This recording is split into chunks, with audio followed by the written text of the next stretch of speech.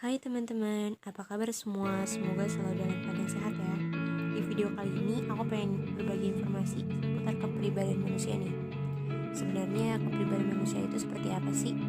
Lalu kepribadian kita sekarang sudah termasuk kategori kepribadian yang sehat atau kepribadian yang tidak sehat? Atau termasuk dalam kategori gangguan kepribadian? Yuk cari tahu seputar informasinya di video aku. Kepribadian itu sebenarnya berbentuk jamak atau tunggal, dari genetik atau hasil belajar. Sebenarnya kepribadian itu ada atau tidak sih? Kepribadian ini tetap atau bisa berubah? Yuk cari tahu tentang kepribadian. Perbedaan kepribadian dengan watak, temperamen, karakter, sifat atau sikap. Perbedaannya apa ya? Kepribadian sendiri itu disebut personality atau yang diambil dari kata persona yang berarti topeng, yang dimaksud untuk menggambarkan perilaku atau pribadi seseorang.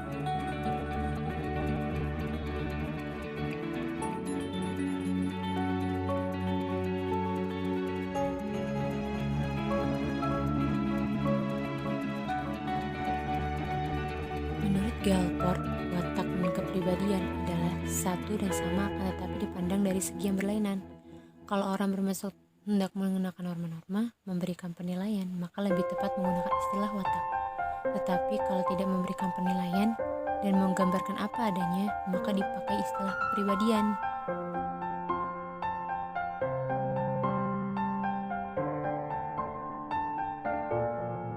Untuk karakter lebih menggambarkan tingkah laku seseorang. Temperamen sendiri termasuk gejala dari sifat emosi seseorang. Faktor-faktor kepribadian ada unsur intrinsik dan ekstrinsik.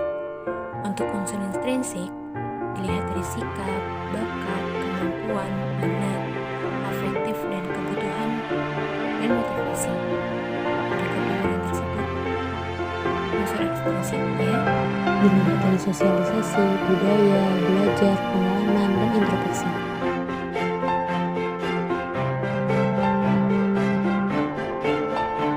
Penyebab perubahan kepribadian disebabkan oleh faktor organik, faktor lingkungan, faktor dari dalam individu sendiri, yang merupakan terjadinya perubahan kepribadian.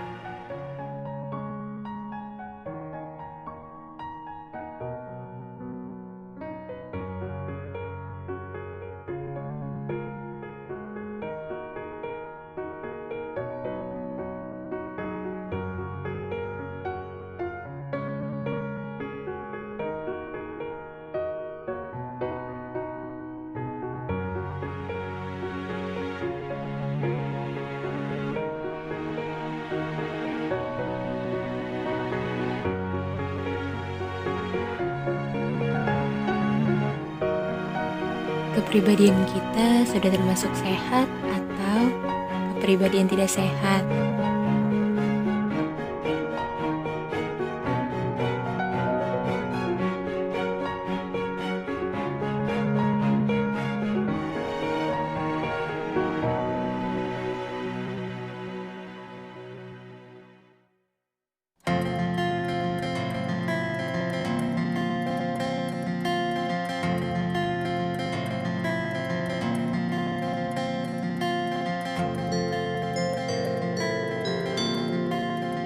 Lalu kepribadian tidak sehat menurut Elizabeth B. Harlock, mereka yang mudah marah, menunjukkan kekhawatiran dan kecemasan, sering merasa stres dan depresi, bersikap kejam terhadap seseorang, tidak mampu bertahan dari perilaku yang menyimpang, mempunyai kebiasaan berbohong, memusuhi seseorang, terus orang tidak bertanggung jawab, orang tidak menaati agama, bersikap pesimis terhadap hidup,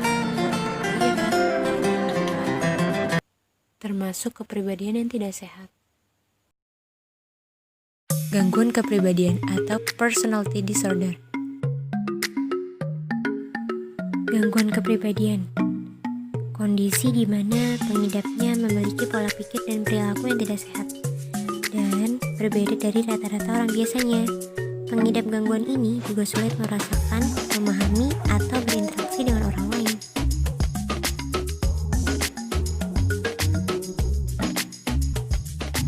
Gangguan kepribadian terbagi beberapa kategori. Yang pertama, kategori A. Paranoid. Seseorang yang mengidap paranoid atau parno tidak percaya terhadap orang lain. Tipe ini selalu merasa curiga. Paranoid ini juga bisa memberikan dendam kepada seseorang. Lalu ada skizoid. Tipe ini tidak tertarik pada hubungan personal atau melakukan interaksi sosial. Tipe ini selalu bersikap dingin terhadap seseorang. Yang ketiga ada skizotipal. Tipe ini membuat orang-orang percaya pada dirinya dan mereka bisa mempengaruhi orang lain. Atau dalam suatu keadaan atau kejadian tertentu, mereka langsung bertindak sesuai pemikirannya.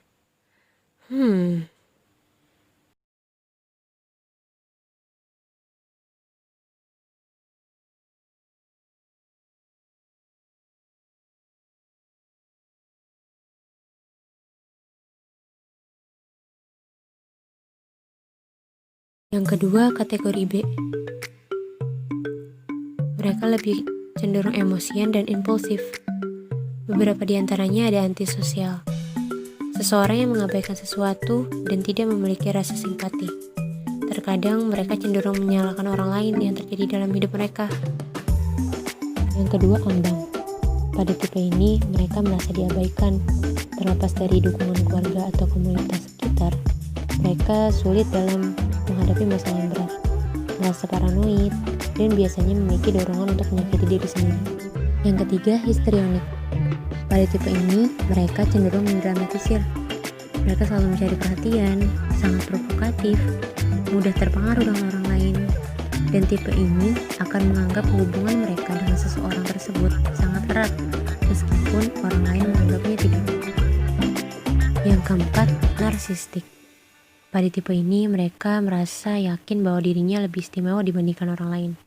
Mereka cenderung arogan dan membanggakan atau melebih-lebihkan prestasi yang mereka capai. Oleh sebab itu, beberapa dari mereka tak punya empati terhadap orang lain.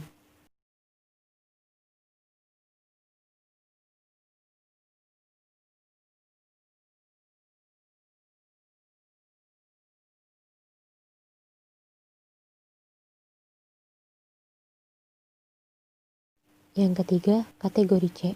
Pada kategori ini, mereka merasa cenderung gelisah, cemas, dan ketakutan. Yang pertama, cemas menghindar. Pada tipe ini, mereka merasa kekurangan atau tidak menarik. Ketika disampaikan suatu kritik atau suatu masalah, mereka terus memikirkannya, menghindari aktivitas atau pergaulan baru, dikarenakan mereka malu dan tidak percaya diri. Tapi sebenarnya mereka ingin sekali menjalin hubungan dekat dengan seseorang. Yang kedua, dependent. Pada tipe ini, mereka memiliki rasa ketergantungan parah dengan orang lain. Mereka menolak untuk sendirian, diliputi rasa takut jika ditinggalkan orang lain.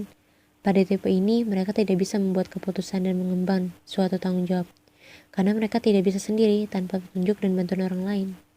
Yang ketiga, obsesif kompulsif atau lebih dikenal dengan OCD. Pada tipe ini, mereka sangat mengikuti aturan. Mereka sangat tidak nyaman ketika tidak mencapai kesempurnaan. Mereka lebih suka untuk mengatur atau menyelesaikan tugasnya sendiri. Pada tipe ini, mereka harus serba perfeksionis. Terkadang terlalu menyukai kegiatan yang ada, mereka akan lupa dengan sekitar.